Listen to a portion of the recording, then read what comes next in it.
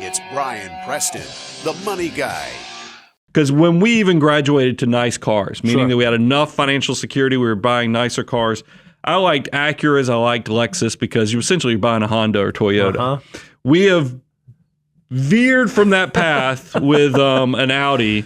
And I got to tell you, every oil change, my idea of an oil change was like $50, $60. Now oil changes cost hundreds of dollars because it's like synthetic, oil that you have to do. And then they try to shake you down for a bunch of other stuff because by the way, you can't go to Jiffy Lube to change a luxury car oil because they don't keep those filters, and it's a scam. The whole thing is a scam that gets me upset. Don't fall in this trap. It's okay. I fell in this trap because it's not going to ruin my financial life. But if you're a 20 or 30 something, you fall in this trap early, you're going to just regret the day that you bought this money pit.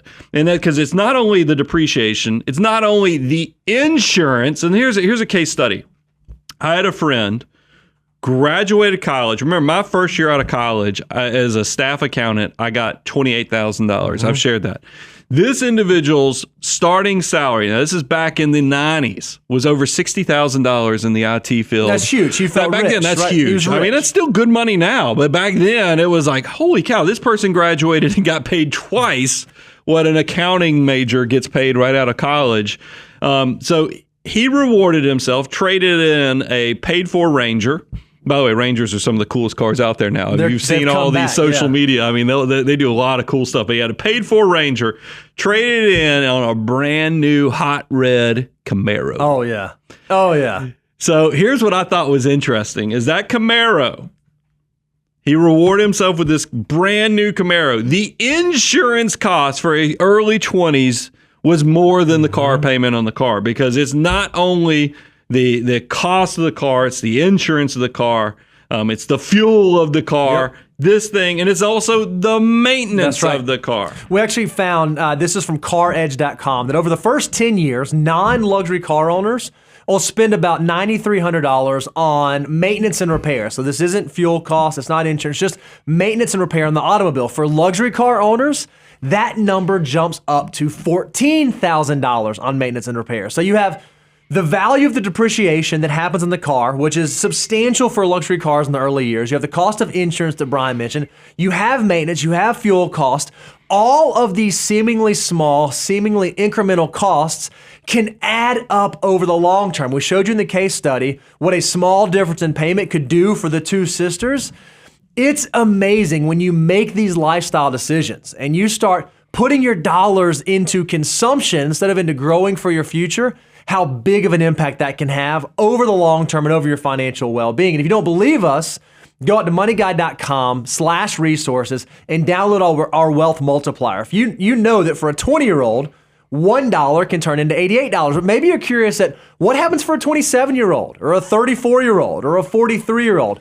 Go download this free deliverable and you can see exactly what every dollar can turn into for you.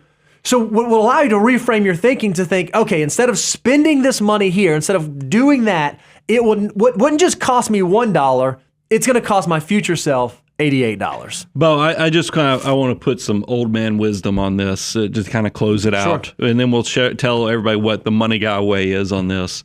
But it is one of those things where I want to challenge anybody who's aspirationally, you know that you're on the path, you're a financial mutant, you're going to have success in your life. Because even though I come from humble beginnings, you come from humble beginnings, I think you recognize at a pretty young age, okay, I get life a little bit and I'm saving, I'm wired differently, this is why I'm a financial mutant. Don't cut deferred gratification to the point you cut it off at its knees, and the fact that if you buy a super nice car early, where do you go from there? That's because I got to tell you, starting with that, character building 1984 Chevy Cavalier that everybody called the Ragalier when I was in high school. I'm telling you, it's a character builder because you have to get dates and everything. You have to actually have enough personality to overcome the rust and the peeled off paint and everything else. And then when I transitioned from that to the Mazda 626 with the oscillating fans on it in the 90s. I mean, I loved that car. I mean, because it was the first car I bought with my money right out of school. And then even as I jumped up to my wife and I buying our first like Ford Explorer, we thought that was the nicest car. And I look back with a lot of fulfillment at each incremental step. And this ties back to that hedonic treadmill. Good things in life you should try to slow down, cherish, enjoy, because this is the part that brings the happiness and the fulfillment. We're doing a series on professional athletes coming up that people will see on social media. Remember, if you're not checking out our Instagram and TikTok, you're missing out on this stuff, because we talk about these athletes that come into all this money. They go out there and they buy it all. They're buying relatives' houses, they're buying every exotic car they can think of, they're buying the luxury car, and they're all doing it within 6 to 9 months of getting that big signing bonus. How do you enjoy that? I mean, and where do you go from there?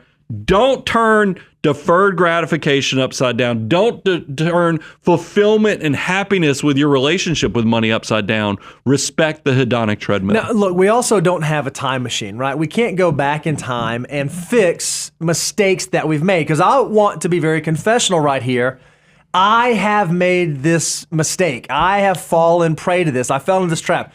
Brian, when I came and interviewed with you a number of years ago, I was driving a paid-for Ford F-150. It was a good old truck. And you had the millionaire's vehicle already. Right, it was a millionaire next door vehicle. Well, I end up, doing my internship and getting the job, and I'm thinking I'm rolling because I had never made any money before. And so I decided, well, I need to now look the part. I'm a fancy financial advisor. I need to go get a fancy financial advisor car.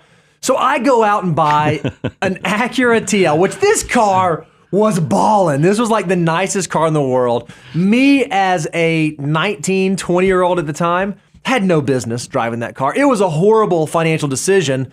And what I did is I learned from that. I allowed myself to make that poor decision, learn from it very quickly. And now every time I make an automobile purchase, every time I make a big purchase, I think about it through those lenses. So even if you have made these mistakes in the past, it does not define the decisions that you'll make in the future, and you can rebound from it. But tell them the money guy way on this. What do we tell people? Because a lot of people go watch this and go, well, what's the guardrails? How do I know I'm doing the automobile purchase right? Yeah, when it comes to buying a car, we think you should subscribe to 23-8. And what that means is you want to put 20% down. This is whether you're buying a new or a used car. Put 20% down.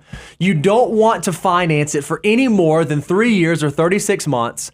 And the amount of your car payments in total cannot exceed 8% of your income. 20% down, 3 years or less financing can't exceed 8% of your income.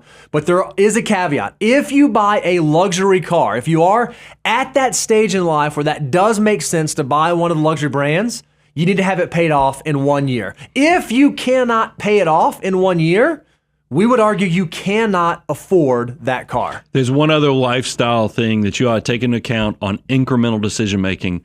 I want you to compare what your car payment is to what you're investing automatically into the financial markets as your monthly investments. If your car payment's bigger than your investments, you're screwing it up. I want your Roth contributions. I want your employer and your employee contributions to your 401k. I want all that added up to be substantially larger than what your car payment is. Invest in yourself first before you go into these lifestyle and consumption decisions.